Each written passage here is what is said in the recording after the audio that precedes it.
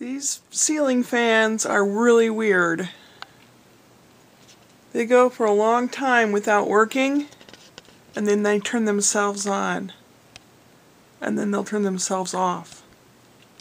I think there's a wiring problem in the attic.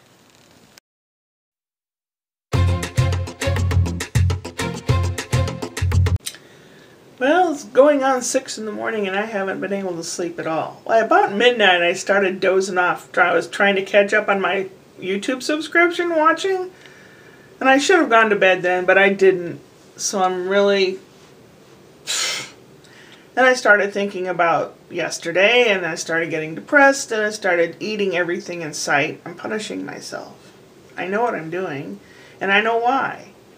The thing is, before last year, I didn't really understand it fully, but now I totally do. My mom's a narcissistic mother. She's like a queen bee. If she looks good, the world can revolve around her a little easier. If she doesn't like something, watch out, because the world will disintegrate under your feet. She's training Richard to be her little henchman. She and Richard talk bad about me all the time. They do it in front of me, too. And God knows what they tell the caregivers. They think I have money hidden. They think I'm doing just swell. No. I don't have a lot of stuff. I don't have a cell phone. I don't have cable TV. My car is old and barely runs. I've got creditors calling me a couple times a day, every single day. And then I have Richard calling me. Apparently they think that I'm at their beck and call to do anything at any time. Richard is shorter than me and weighs a lot more than I do, so his health is really pretty crappy. But he has health care, and he just won't do what he's asked to do. It just blows my mind. It just blows my mind. I don't have health care, and I'm trying to take care of this problem with the broken tooth and the swollen face. It's actually gone down, but I have a fever. I can still feel it. It gets better, and then it gets worse. And it gets better, and it gets worse. So I have some alternative medicine supposed to be arriving Thursday, I think. I can't wait. I know I'll feel better after that.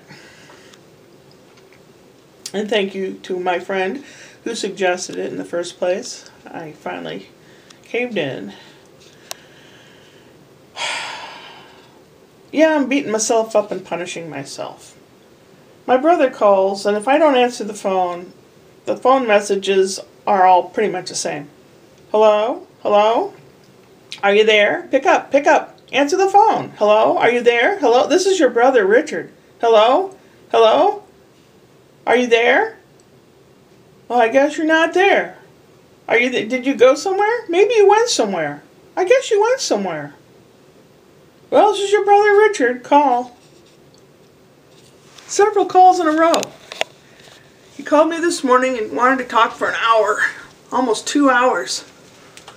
And then I had stuff to do. So I was busy doing something this afternoon and he called again. And I'm like, oh, I wonder whether he wants now. Half the time I don't know if something's wrong with Mom or not. Mom's an invalid in bed now.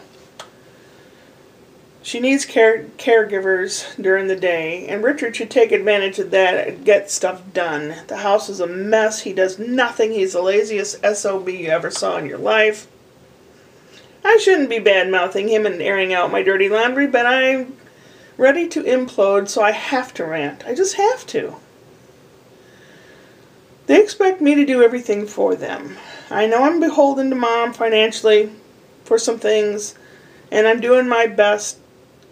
But they also say you should totally cut ties with narcissistic people because it's going to kill you if you don't.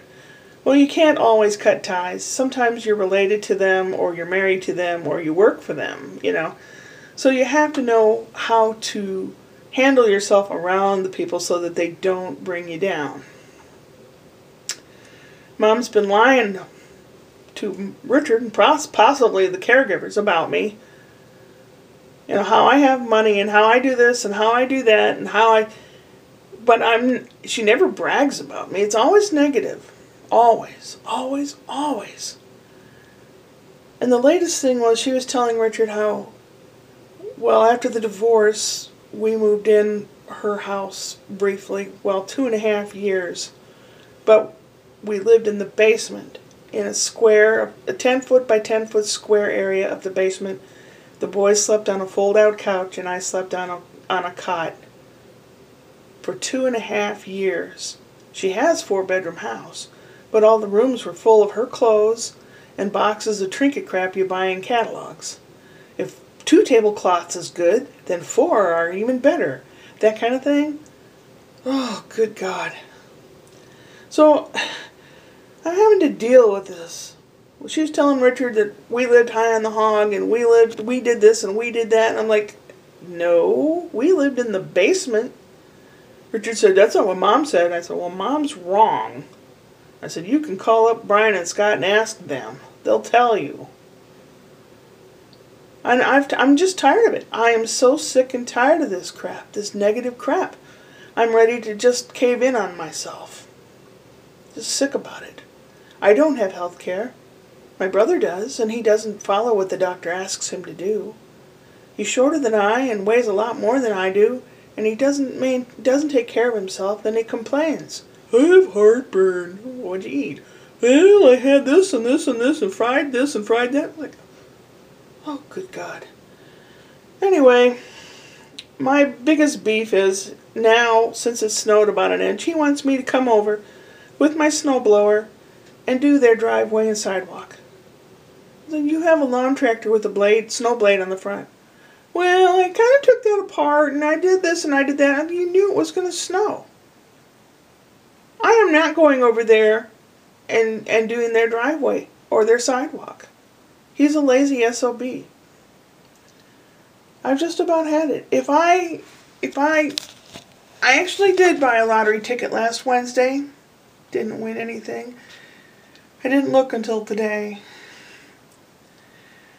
But I would just love to be out from under all this. I get calls from bill collectors and creditors every single day, at least twice a day. My morning wake-up calls, the school loan people, every day.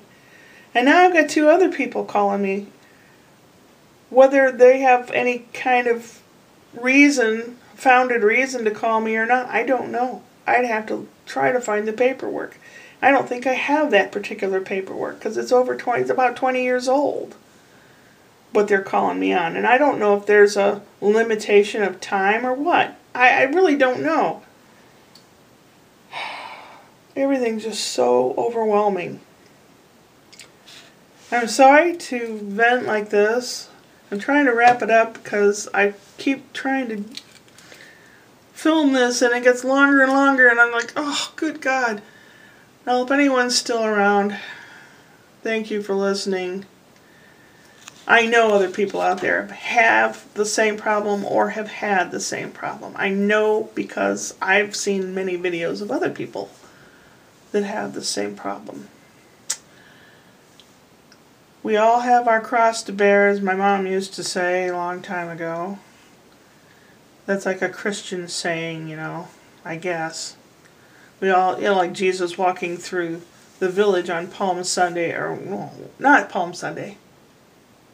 I don't know. They made him carry his own cross to the crucifixion or something. Anyway, he's, trudging along carrying this heavy wooden cross. We all have our cross to bear. That's where that comes from. We all have our albatross or our millstone around our neck. We all have our problems. My mouth is tired. Not too tired to eat, is it? No. Oh, God. If I had stuff cleared up and a legal paper saying what the kids, what I want to go to the kids financially, sell it and give it to the kids. If I had it legally drawn up, I wouldn't care if I died. But if I don't have it legally drawn up, then my brother Richard will come in and just take what he wants. Because he's dumb that way. Very selfish, too. I have Scott's car here that his old car that doesn't work. I was going to try to get it fixed enough to run and sell it. Richard says, well, why don't you scrap it? Why don't you just get rid of it? It's not mine to do. He wants me to keep the money. I'm not. It's Scott's money if I make any money on it. I haven't done that yet. And it's definitely not the weather to do it now. I don't know. There's just too much. I'm so sorry to unload. But sometimes you just gotta.